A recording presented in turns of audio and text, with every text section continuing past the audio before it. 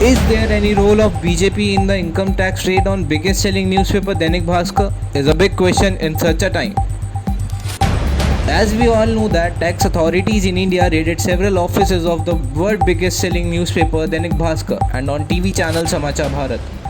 A move journalist and leading opposition politicians described as an attack on press freedom. But does it actually attack on the press freedom? The newspaper Dainik Bhaskar said that tax inspectors visited its offices in the capital New Delhi and the states of Gujarat, Madhya Pradesh, Maharashtra and Rajasthan in the early morning. When some of the media is saying attack on the press freedom, even some of are attacking on the Modi government, that the government is behind the raid on the Bhaskar group, but it is actually not. Amid allegations of manipulating stories and taking editorial decisions during a raid at Dainik Bhaskar, the Income Tax Department has clarified that no such act was carried out by the officials during the raid. In keeping with the department's protocol, the investigation team only looked into the financial transactions of the group related to the tax evasion. It said in another tweet. Even the department also denied questioning Om Gore, editor of the Dainik Bhaskar.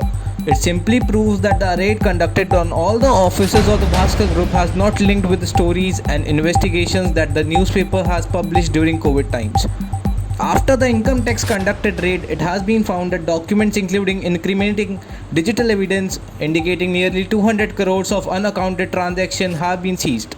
Searches have also illegally found that individuals as well as shell entities were also used by the group to launder funds amounting to more than 40 crores, showing them as loans obtained by the media companies.